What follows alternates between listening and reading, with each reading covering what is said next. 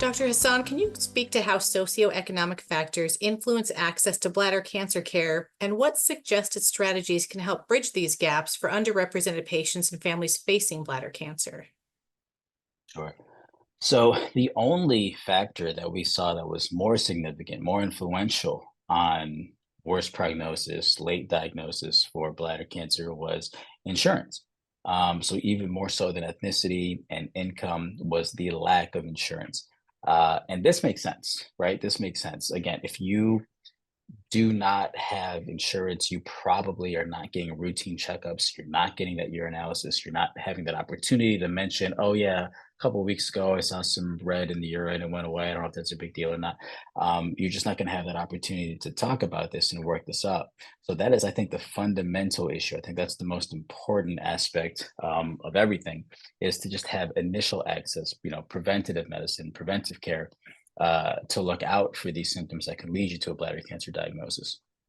So certainly, I think lack of access is the number one thing, even more so than the minority groups. Of course, there is a strong correlation between the two, right?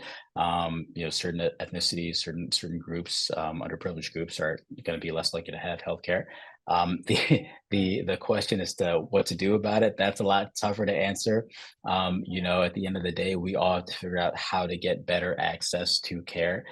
I would say, please prioritize this, prioritize your healthcare.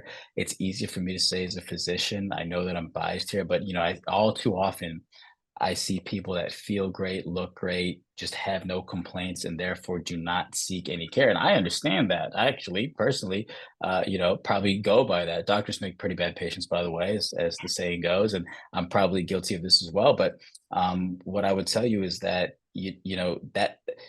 what makes cancer so dangerous, regardless of where it is, including bladder, is that you tend to not know it's there until it's too late. It's very sneaky. It just hangs out with you until it wants to take over, and you're never going to know, until it's too late, unless you kind of act on it early.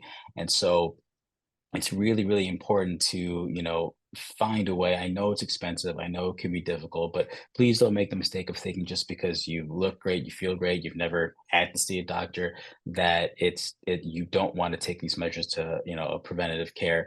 At the end of the day, health is all you have. You could be the richest person in the world. You can do whatever you love to do, but if you aren't there, or if you aren't around to experience it, or you can't be healthy while you do it, it's kind of worthless, right? So please prioritize your health, is what I'd say.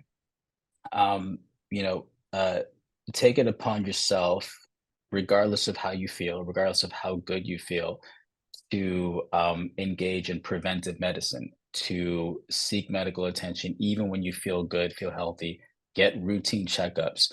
Because a lot of times you just won't know what's going on. You won't feel it, but we can detect it early without you feeling it. And that could eventually save your life if we catch something early, but just when you want to catch something.